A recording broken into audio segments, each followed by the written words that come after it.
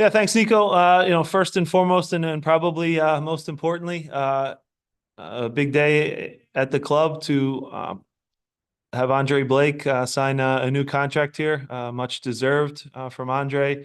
The best goalkeeper in all of MLS will continue to play here in Philadelphia, where he's won us a ton of games through the years. It's been amazing to watch Andre grow, both on the field, off the field, as a father, as a player. His leadership has increased, and his voice in the locker room has become so powerful. And I think he does things in such an impressive, professional, humble way that makes me very proud as the one of the leaders of this group. So he's along with Ali, and Jacob this year, the voice in the locker room for me when I'm not around the guys. Uh, an exemplary player who I think represents the badge as well as anybody has in the history of our club. And I think oftentimes the goalkeeper position, for whatever reason, continues to be very, very undervalued in not only MLS but in the world. I say it all the time to you guys. It's worth 12 to 15 points a year. We never talk about goalkeepers in the way that we do great attackers. We'll talk about Bouanga at LAFC and Bernardeschi and the great things he's doing at Toronto and Mukhtar in Nashville. But we don't use the same tone when we talk about great goalkeeping for whatever reason. It is a different position. They get to use their hands. I get all that. But the top goalkeepers should be talked about just like the top attackers should. So that's my goalkeeping old defender rant for the day. But really happy to have Andre on board with the Union for the next several years. So looking forward now, coming off of a much needed result in New England, a one where I think we did get a break, but you create your own breaks in this game. And Mikel deserves a lot of credit for the good pressure that he puts on that leads to the red card. So from there, still have work to do, got our goals and had a professional performance.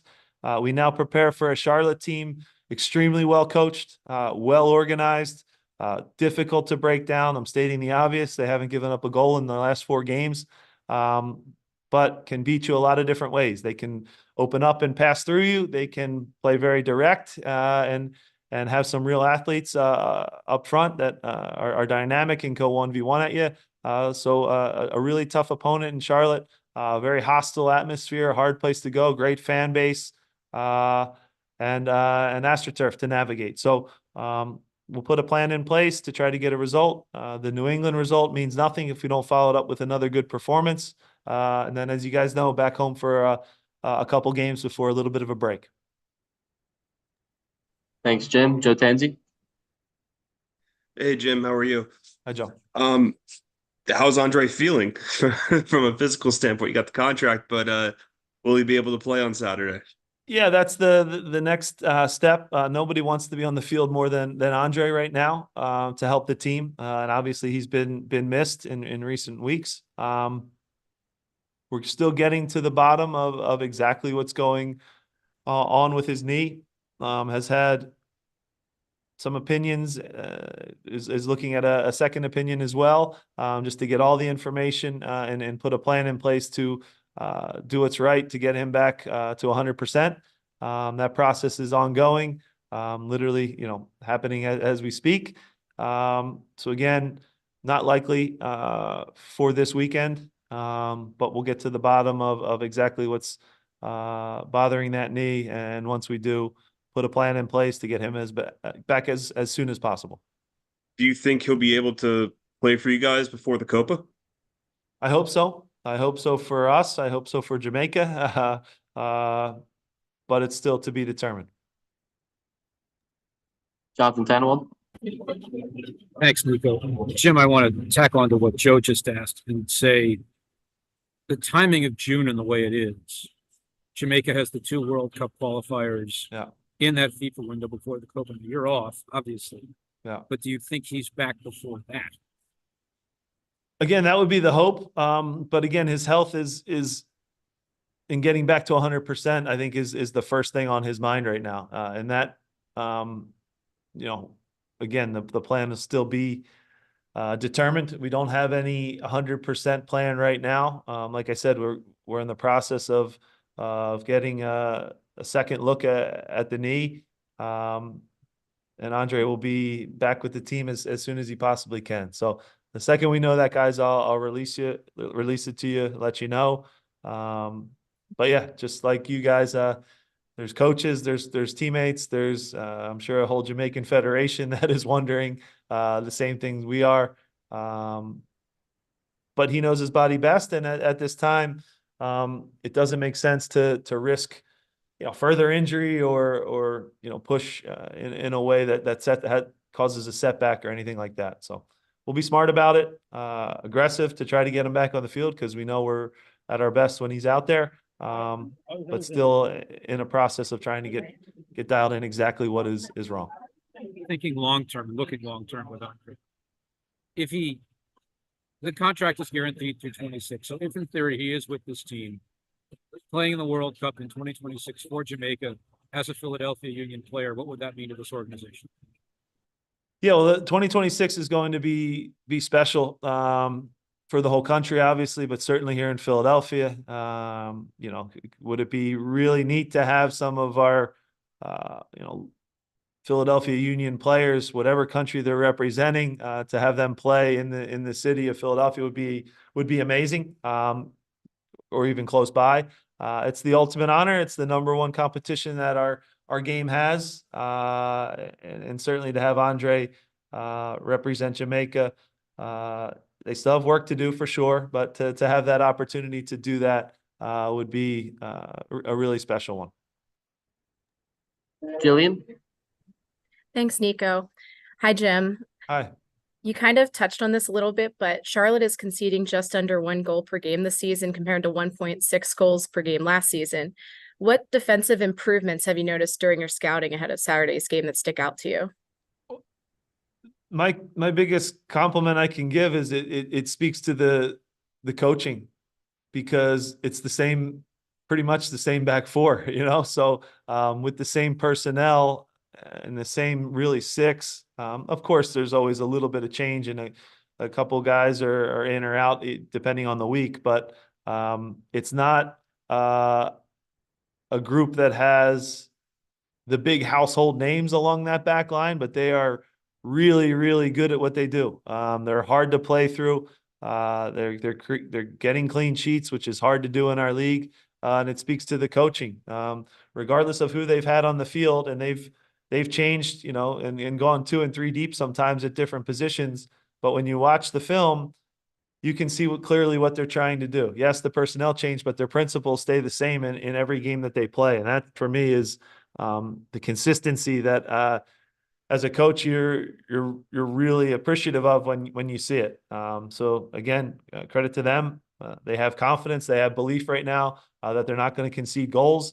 They obviously have Kalina's having a very good season in goal too, and making big saves, which you need to keep clean sheets, because there's so many good attackers in this league. So I think collectively now, from their forwards to their midfield to their back four, when they are behind the ball, they are really hard to break down, and they can defend very narrow and defend the box as well as any team in our league right now. And that's been the messaging to our group. If you don't hit them in a transition, once they're set up, it's really hard to break them down. So you have to have a little bit of patience, because if you force things centrally where they have a lot of bodies and they turn you over, they can hit you pretty quickly on the break as well. So it's a team that can beat you a lot of different ways, which makes it hard to prepare for. But I think it starts at the top with their coach and the job he's done. Jonathan?